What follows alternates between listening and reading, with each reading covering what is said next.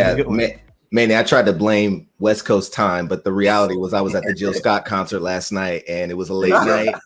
So listen. You had to take a long walk around the park, and I understand that. With the whole album. Mm-hmm. At least you made it. Listen, I can take that. Jill is from Philly, and I live in Philly, so like we will accept that as the excuse around here. Mm-hmm. Perfect. Well, everyone, I want to welcome you all. I thank you all for joining. Continue to feel free to blow up that chat. But I'm going to go ahead and get us started. I just want to make sure that we have enough time to get through this fruitful discussion that we're going to have. So quickly, I just want to welcome you all to the Power of Representation, Black Men in L&D Inspiring Change panel session. Today, we're just going to gather here to really just understand that representation matters, and it's crucial that we shine a spotlight on the experiences, contributions, and challenges faced by Black men in the realm of learning and development. In this brave space, we will embrace the power of dialogue, vulnerability, and respectful engagement. But what does it mean to be in a brave space? And I want to talk about that just for a second. It really means that we are committed to fostering an environment where all of our voices are valued, they're heard, and where we challenge assumptions, where we also explore uncomfortable truths with empathy and openness. It is a space that encourages growth, learning, and transformation. And so in this panel session, really stands as a testament to the unwavering commitment to diversity, inclusion, and equity in our professional space. It serves as a platform for exceptional panelists like Clarence, Mark, and Brandon to share their personal journeys, their victories, and the obstacles they have encountered along the way. Through their stories, we will gain profound insights into the transformative power of representation and the vital role that Black men play in shaping the future of L&D.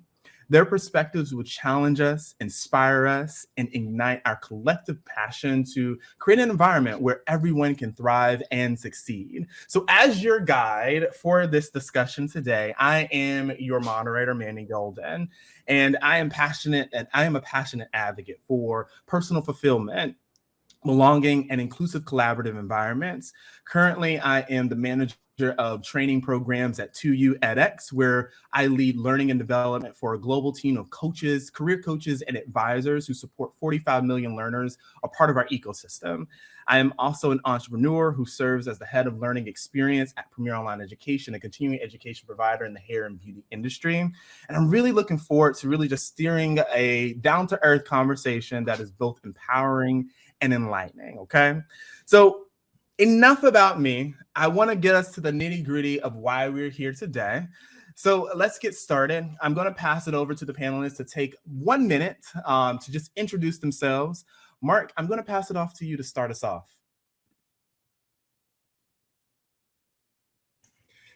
Thanks, Manny. Appreciate it. Mark Lewis, I am head of learning and talent management for Delic US Holdings. We are a midstream oil and gas company based in Brentwood, Tennessee, which is just right outside of Nashville. So I started out on the learning and development side and then broadened into talent management. And I am excited to join my fellow panelists as well as the conference once again. Thanks, Manny. Awesome. And so, Brandon, I'm going to pass it over to you next. Great. Hello, everyone. My name is Brandon Roberson. I'm a Black male, shoulder-length locks, blue shirt, and gold glasses frames if you're trying to find me on screen.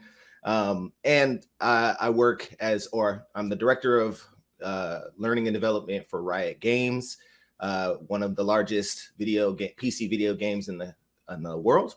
And we're known for titles like League of Legends, Valorant, Legends of Runeterra, and very much known for our esports presence and a Netflix series called Arcane. So happy to be here to share more about my background and experience in L&D in the tech gaming space. Awesome. Thank you, Brandon. And Clarence, last but never least. Yep. So Clarence Finney, I work here at N2K Cyber Vista. Been here for a little bit over 2 years. We focus on strategic workforce intelligence and cybersecurity training, really making organizations smarter about their people and while making their people smarter. A little bit of a different perspective. I know most folks that kind of join these sessions they're kind of hands in within L&D. So I kind of have a different perspective, actually helping organizations with their L&D efforts. I'm here in the Northern Virginia office, or Northern Virginia area, I should say. You can't tell by my background, I have a daughter. She's 3 years old, so when she's up, she's very loud. So I got to come up here away from my desk. And yeah, looking forward to the conversation today. Awesome. Thank you all for introducing yourselves. And just as a reminder, I'm the guy with the blonde hair right here, the white polo shirt, a little bit of a blurred background behind me. Also, my pronouns are he, him, his. And so I just appreciate all of you all joining this conversation, and I'm looking forward to the conversation that we're going to have. Just as a reminder, we really look forward to answering all of your questions. Please use the Q&A function to submit your questions. If you submit them in the chat, we may just redirect you to include them in the Q&A, as it makes it just much easier for us to track and get back to answering your question quickly and answering it live, okay? So let's dive right into our first question. And Brandon, I'm going to punt this question over to you first. So what are some ways in which you've used your position in L&D to challenge stereotypes and misconceptions about Black men? Yeah. So I think this has been consistent for me in not just my career, but like my upbringing. Like I've always found myself in spaces where I didn't necessarily feel like I was supposed to be there, right? I was a classically trained musician in high school, so I did orchestral stuff, and you don't see a lot of us in those environments, at least not when I was coming up. I studied music in college in the same field, so kept consistently running into these environments. And then later in my career, I continued my education all the way up through my PhD or my doctorate degree. And increasingly over time, I saw less and less Black men. In fact, part of the reason why I got into education prior to L&D was because of how few Black men I saw graduating with me at the bachelor level, and that diminished as I went higher in higher education. And so what has worked for me and what I've found as my strategy in all of those instances is to try to one, like, be diligent and deliberate about reframing people's stories about Black men through their experiences with me, right? So if the imagery and the things you see around you don't send positive messages and tell positive stories about Black men, I try to do my due diligence to reframe those stories for you, so that when you think of Black men, you think about the successes that I've shown you, the experiences of collaboration I've shown you, and the excellence that you've exhibited from working with me. And so that's a high level of responsibility, but one I think as Black men we have to lean into to support new narratives as we move forward for the next generation of Black men we want to see in the fields like we're working in right now.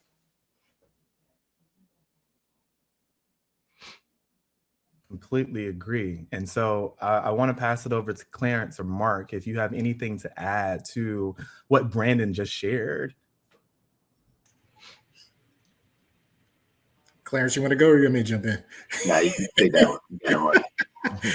No, so my background is I was actually an intelligence officer in the Air Force, and I did that for 24 years and retired back in 2015. So much like Brandon, I mean, as an officer in the Air Force, typically I was one of the only Black leaders in my organization.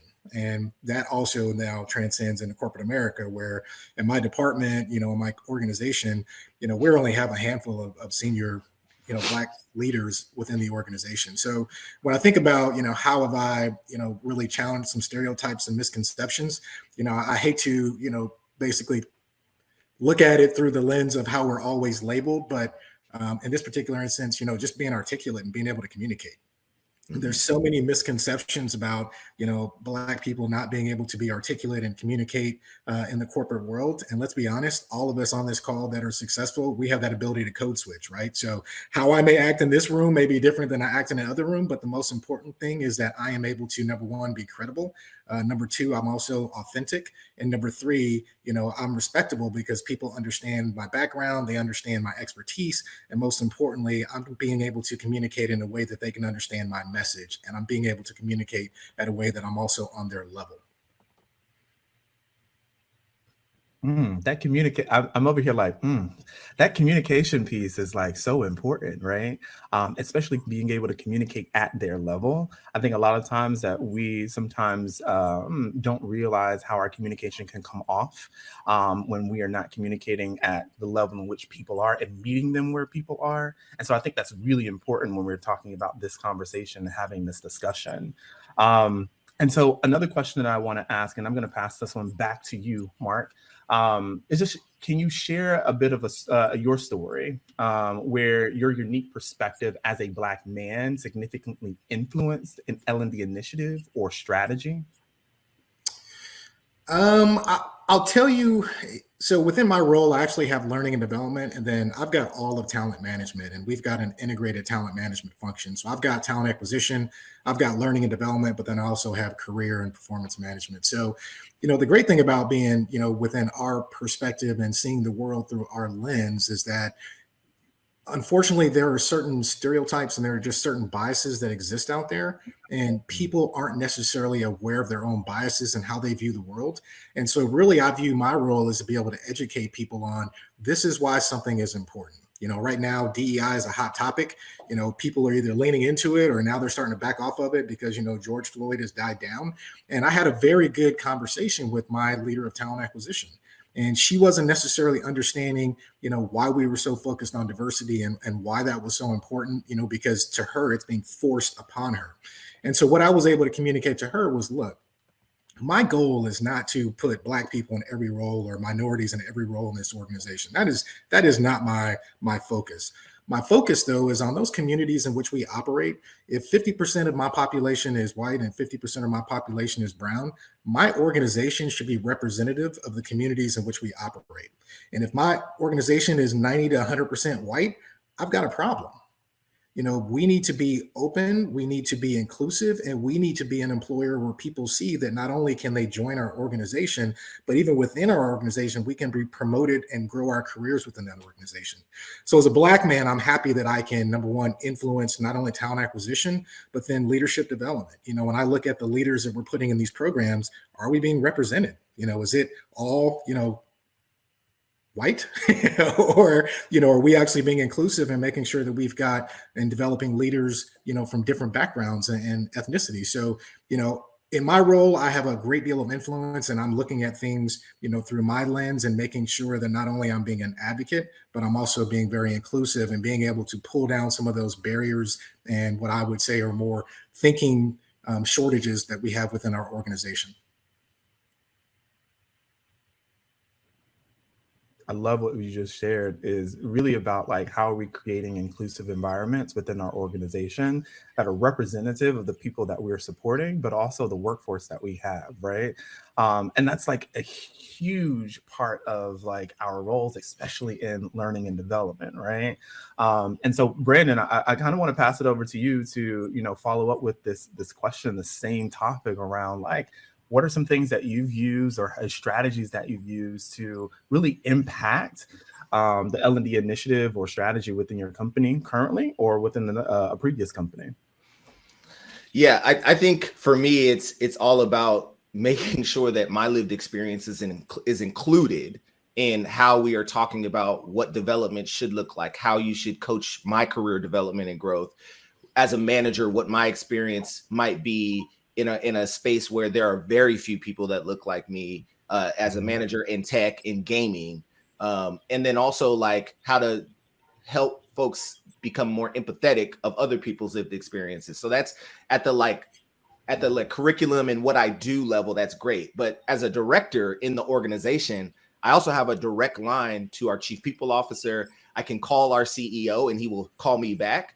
And I need to make sure that I leverage my seat at the table to ensure that my network behind me can help influence the strategic opportunities for talent acquisition that we're trying to achieve. So having a like open and candid conversation with the chief people officer, who is my skip level manager, to say, hey, I am not satisfied with what this looks like. And at the leadership level or at whatever level of the organization, but not just saying how I'm dissatisfied, but saying I want to help. Let me contribute the strength of my network to help with sourcing. Let me talk in front of folks to show that we are a welcoming environment, because I do believe we are. We just have not reached the critical mass to help us get over the next hump. And so I think those ways to leverage not just the work you do, the skill set you bring, but also the position you hold to advance those initiatives is incredibly important. You know, you said something really important about being able to go to your skip level report and have those conversations. And so I want to bounce a question back to you and say and ask, it's hard for sometimes people to build those types of relationships with individuals who are their skip level managers or like executive level in executive level roles, right? And so I want to ask you, how did you go about building that relationship as a Black man within your company to be able to voice and have that type of conversation with that individual? Yeah, I think it's not. I acknowledge that is a difficult effort for some folks, and I was lucky to have established that early on. And I think what you should be aware of is who and how your work is impacting people at various levels of the organization. And when you do something that someone pays attention to, that's an inroad for you to now develop a rapport and a relationship with that person. And you should continue to cultivate that.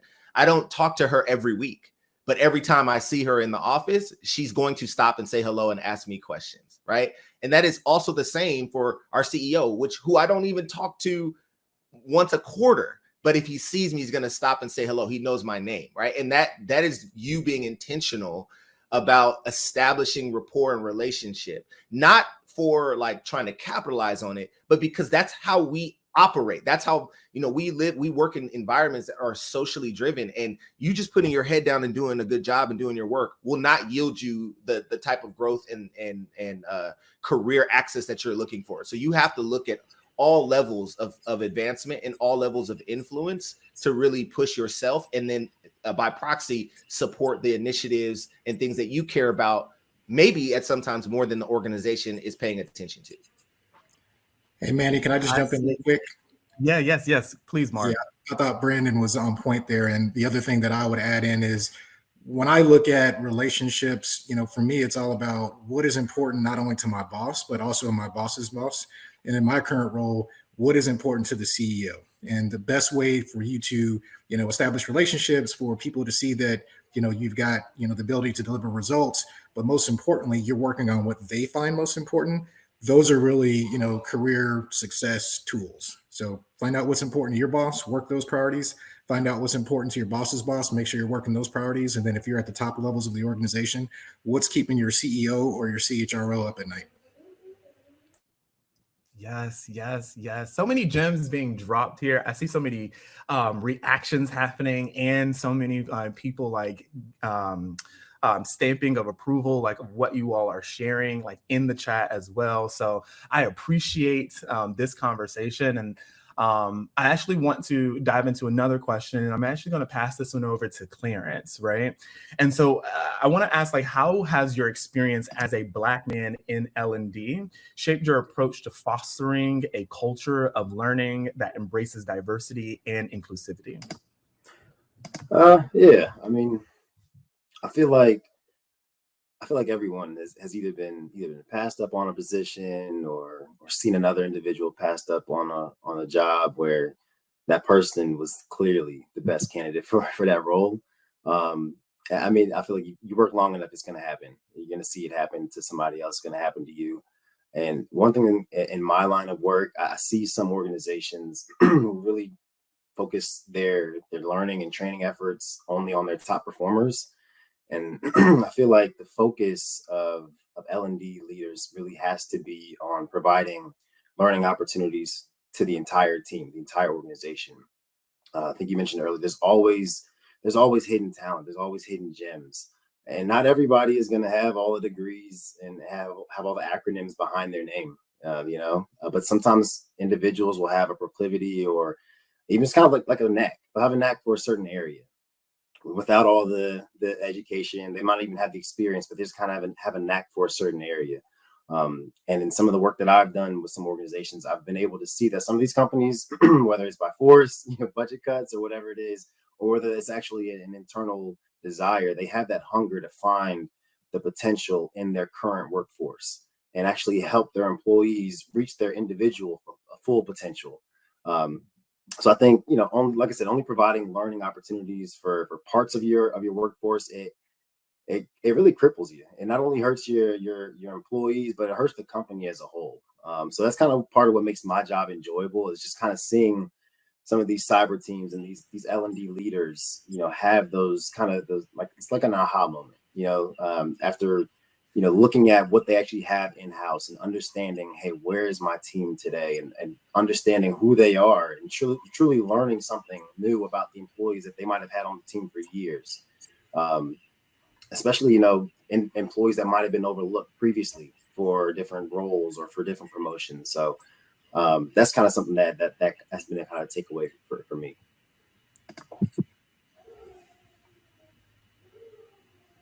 Mark, I think you came off. I mean, yeah, if you're gonna let me speak, I'll go ahead. Yeah, of course. No, I thought Clarence nailed it when he talked about the hidden gems. And the one thing I'll say is, people seem to think that, if you mentioned that you have a bias, that's a bad thing, right? No, that's natural. We all have a bias, and we are all biased towards people that look like us and act like us. And so as a Black man, what I'm really focused on is making sure that, the underrepresented folks in my organization, that they're getting love too. From a leadership development standpoint, from a, career management standpoint, from a performance management standpoint, I want to make sure that we're looking and thinking about our diverse talent, because they have needs too. And that's really where I look at my job as being successful, is that I've actually had the opportunity to make sure that, hey, we're not forgetting people. We're not overlooking people who don't look like us and act like us. I'm forcing senior leaders to get out of their comfort zone and recognize that, hey, you mentoring 20 white guys, great. That's awesome.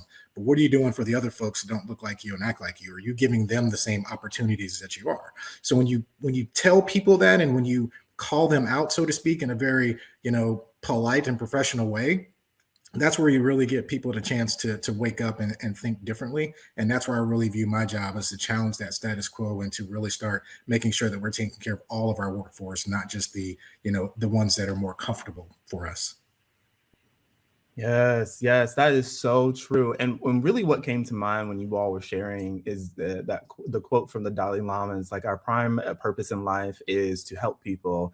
And if we can't do that, at least not hurt them, right? And so from my perspective, when we are not actively creating opportunities to ensure that everyone is upskilled, everyone is supported, everyone has the tools, the resources, the knowledge, the strategic thinking that they need in order to get their jobs done, then we are not ensuring that we are helping people, and we are not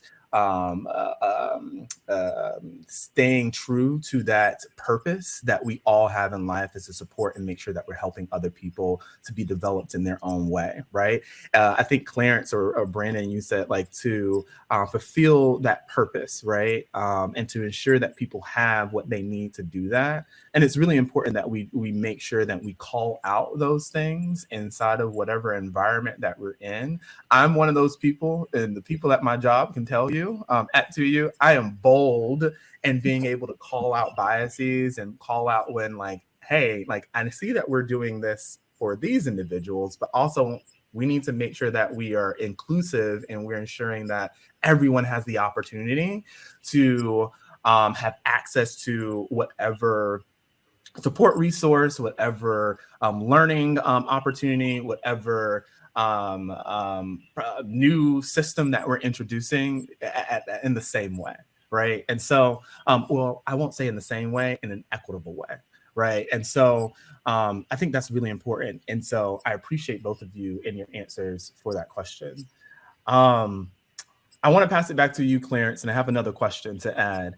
How can Black men in L&D roles like really inspire and affect change, not only within their organizations, but also within the wider L&D industry? What do you believe needs to change in the L&D sector to really increase the representation of Black men? Yeah, a little loaded question, but I'll tackle it the best I can. I'd say it kind of boils down to like showing up and speaking up. Like Mark mentioned, we gravitate towards people that look like us, sound like us, act like us, have the same interests, you name it. I know for me, I go to conferences, whenever I see somebody that, looks like us, I'm looking, I want to meet, I want to say, hey, where are you from? Where do you work? What do you do? What's your background? Things of that nature. We often have great ideas and previous experiences that other people really need to hear.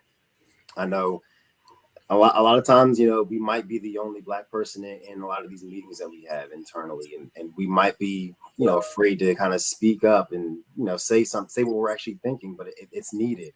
I know everybody likes to use President Obama as an example, but he really was a great example for, what we need to do as a people. I mean, I'm sure before Obama got in office, people thought there was never going to be a person of color and, a person of color as our president. But now that he's kind of paved that way, others have seen, hey, that's actually possible.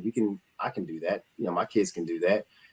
They can set that as a goal as well. So like I said, showing up and reaching out to, I mean, we all have a platform, and we have to use our platform to the best of your ability. And your platform isn't just for you; it's really for other people as well. So, when you're in a position of authority, you're doing something that's might be out of the norm. It's not just for you. You should be bringing other people with you as well.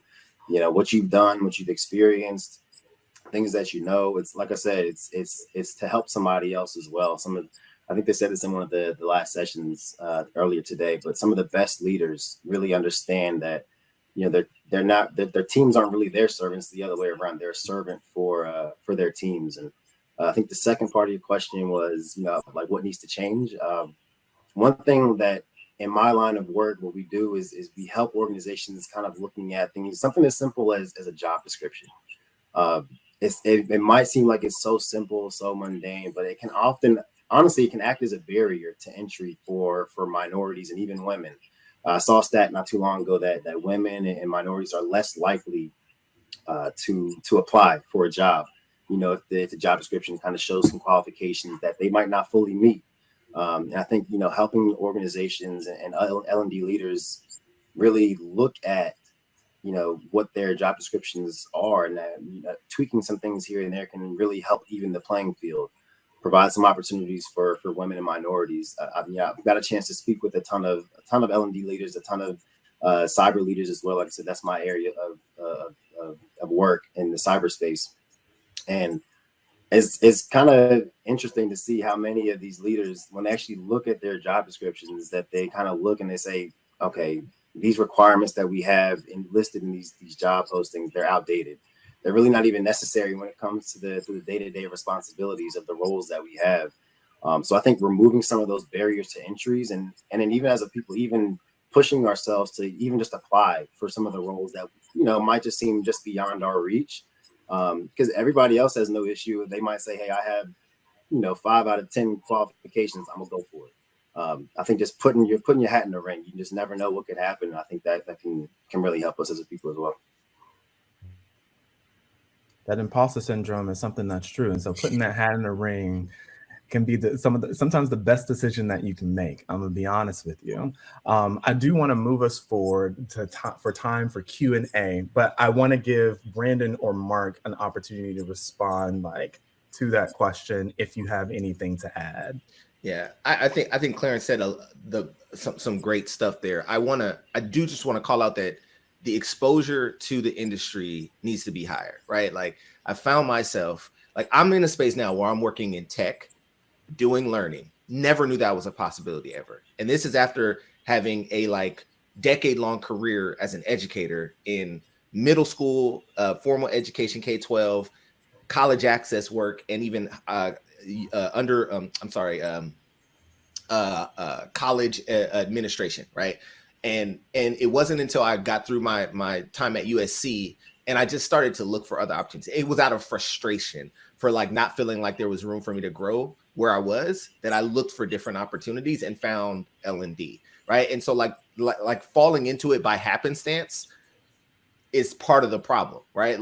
There are so many amazing Black males in the formal K-12 education space, and maybe not feeling like they can make that transition or how to. And I think the more we can identify our colleagues and peers in spaces that they have clearly transferable skills to get into this industry, and helping them know how to activate those skills to get in and then thrive, it's part of what we can do to support more folks occupying this space. And then, Manny, just two quick things. The first one I throw out is being on stage. It's nice that we attend these conferences, but if there's nobody that looks like us that's actually on stage and presenting, we don't necessarily see the opportunities, right? You never know who you're going to inspire sitting on that stage. And while I am a huge advocate of this event and the people that we're serving, we got to make sure that we're doing the same thing at ATD and some of the other bigger learning and development conferences, right? We got to get on stage and we got to make sure that we have representation. And then the second thing I would say is we got to support each other and we got to reach out to each other. If you were to look at folks that don't look like us, they got networks, they got champions, they got mentors, they got all that thing, and that makes them successful. We have to do the same thing for us. So I will put it out there. I'm on LinkedIn. You can get me off of my bio for this conference, but I am more than willing to have conversations with anybody out there, let them know what has made me successful, but then also putting them in contact with people that have really helped me out and supported and nurtured me along my path. Wow. I don't know about you all in the audience, but like right here moderating, I got some goosebumps. I got my hair standing up because these are like some great insights and super inspirational for us to be able to hear from an amazing panelist of Black men who are in L&D and really change makers, I will say, in the L&D field. And so I appreciate you all sitting here being grilled for some of these questions. But I do want to I want to move us along to the Q&A. And there's a question I do want to start off with first. And the first question is, what drew you towards L&D and how can we get more Black men in our industry? I've been talking a lot. Who wants that one? I think I jumped on this a little bit earlier, but really like what drew me was a little bit of frustration and a desire to like change the lifestyle. Like, frankly, I was feeling very undervalued in higher education. Like I was capping out and not feeling like I could earn more or create the lifestyle for my children that I wanted to. And then also I was like, man, I got a doctorate and I'm over here still feeling like I'm scraping for pennies. And so I actually was just like, I need to find something new. I feel like I was at a milestone in my career. And so looked out and found those opportunities. But it started with talking to my network, like from my mother-in-law to like my wife, to my friends, to people who are working in various different industries, say like what could I do from where I'm currently at? And that's what got me in. And so I would encourage people, if you are exploring, like keep your eyes open and tap into your networks, talk to people, go to Afrotech, go to all these ATD conferences, find the folks in the room that look like you and have your shared experience and ask them for advice and mentorship if you can. And folks, you'd be surprised how eager they will be to support you with breaking into the industry.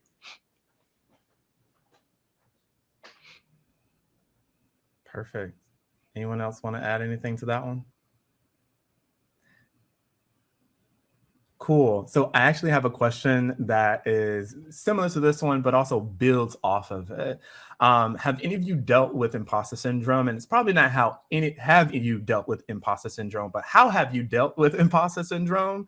And how do you deal with it? How do you deal with it? And this individual like really came into the industry a few years ago. And it still creeps up. And so like, how do you navigate imposter syndrome? Because it doesn't go away. It's just something that you have to figure out how to navigate moving forward. I can jump on this one, Manny, just real quick through my lens. I mean, I don't know what the person who submitted that question, what they're dealing with. The thing that I would ask myself is why? Why do I feel like I don't belong here? Or why do I feel like, I'm not necessarily qualified for what I'm doing, right? So you got to start with that why, but then you also got to focus on more on what are your accomplishments and what have you done to get here? I mean, let's be honest. Are any of us really ready for those next level roles that we're promoted into? No. But what comes with that is growth. And it's okay not to have all the answers because that's ultimately where we need to get to, right? We need to leverage our networks. We need to leverage the people who work for us, who have answers that we may not have. Within my organization, I tell people all the time, if I'm the smartest person in the room, I'm in the wrong room. So I expect people to contribute and help make me smart. And that in turn helps me, become better, helps me grow as a leader, and most importantly, helps me grow as an HR professional. If I may, I saw something recently about this term, imposter syndrome, and how we need to reframe it a bit, because it's actually imposter phenomenon. Imposter syndrome implies that this is your issue that you need to deal with, that you need to solve and remedy. Imposter phenomenon is related to the atmosphere that you're operating in and its aversion to you and your inclusion in that space. And so if you can reframe your thinking around imposter phenomenon to say, like, it's not necessarily my problem, it's the atmosphere's lack of inclusion for folks like me. And I need to understand that about this atmosphere. And then I need to give space and influence for that atmosphere to adopt, to change, to include me more, right? So I think that imposter syndrome has oftentimes been used as a thing that we just wear as a continual burden. And I think that reframing has helped me at least think about how I need to shift that so that it doesn't feel like a weight that I have to carry all the time. Because the reality is exactly what Mark said. Nobody knows what they're doing. Like you talk to these folks, they don't know what they're doing. Folks who are coming out of business school and they're now CEOs of companies, they don't know what they're doing, right? And so, like, let's just all agree that nobody knows nothing, and let's just go forward and do, right? And the more we can like lean into that, I think the better off the happier we'll be in these environments where we're stretching and pushing ourselves in uncomfortable ways. I completely agree. I appreciate you all answering that question. So I'm gonna dive into the next question. And so this one is focused on, have you experienced a change in mindset and attitudes towards Black men after George Floyd? What is it like now? And I'm gonna actually pass this one over to Clarence. I'm gonna pass this one to you. That's cool. I would say it's made you talk. Made you talk a little bit, and it might be uncomfortable. We feel like we're used to having conversations in our own circles with people that look just like us, but it's become a conversation that you have to have with everybody, because that now it's kind of on the front burner now. It's not just something that's, this is something that's happening in here and there, but not, it keeps happening, and it's something that I feel like it's more so it's just shed a light on something that we've always known has been there, but now other people are kind of seeing, okay, that maybe this isn't an issue that from 50 years ago, whatever that may be. It's something that we still deal with today. I think it just kind of helps. And it's not the case with everybody. Every individual, every company, every circle is going to be a little different, but at least people can kind of start to see, okay, this isn't something that well, maybe just Black people are just they just want to say, oh, this is something that we're still dealing with. No, it is something that's real. It's something that we have to, think about, like thinking about things that, like walking down the street, going somewhere at night, whatever it may be. As a Black man, we have to have that extra. I was talking with my wife the other day, like she, for example, I like walking my dogs at night because there's nobody around. My dog's a little crazy. When there's nobody around, I don't have to worry about that. But she does not like me walking my dogs at night because she's, she just doesn't want anything to happen. And at nighttime, there's nobody else to see it. So things like that, somebody that's not in our shoes doesn't have to think that extra layer, have that extra step in their thoughts. So I think it may be, like I said, it might be a little uncomfortable. It might be something, the conversation that you might not necessarily want to have with somebody that doesn't look like you, but it needs to happen. Because, having that awareness is that the more people that don't look like us have that awareness, the better it'll be for all of us.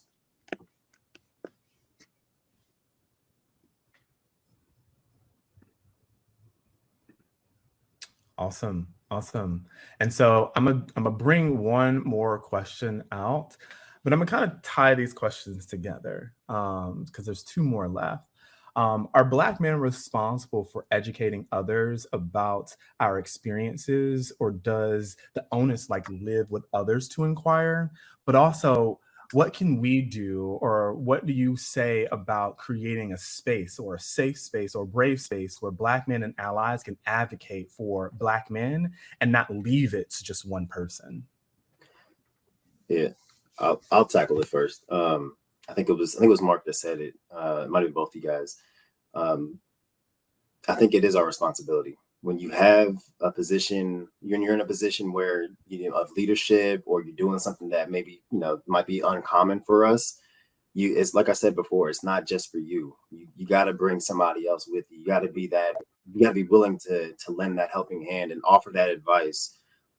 It might not be the greatest advice that's out there, but at least they know that somebody else knows that they have an avenue, somebody that they can go to for advice. They can go to, hey, have you ever seen this? How would you handle this situation? When you have success, it's not just for you. It's really for the next person. It's for the next generation, whatever you want to call it. So I think it is on us. It is a responsibility. Yeah, Clarence, I like what you said there. And, really when I think about my role, I think about one of my hats is being a liaison, right? So people are naturally comfortable around me. And by people, I mean other people are naturally more comfortable around me because of, my complexion. I'm not going to sugarcoat it. It is what it is. And so because I'm a little bit more on the lighter complexion scale, what I find is that I'm a little bit more brought into some of my peers only because of the pigment of our skin, period, dot. And that's just being real. And so when I think about my role as a liaison, it's not only mentoring those folks who look like me and come from the same culture that I come from, but then also helping build the bridge between what some of my white peers view and their perceptions, and then what is actually the reality of my experience. So, let's talk about the George Floyd thing, right? You're entitled to your beliefs and what you think, but let me give you a different perspective. At the end of the day, you may not see my perspective, and that's okay, but at least we had an open and honest conversation about that. And what I try to get people to understand is, look, you look through the lens of color, whereas I look through the lens of more socioeconomic, because, there are certain commonalities that I have with people that look like me. And quite frankly, there are some people who look like me who I have nothing in common with, and I have more in common with you.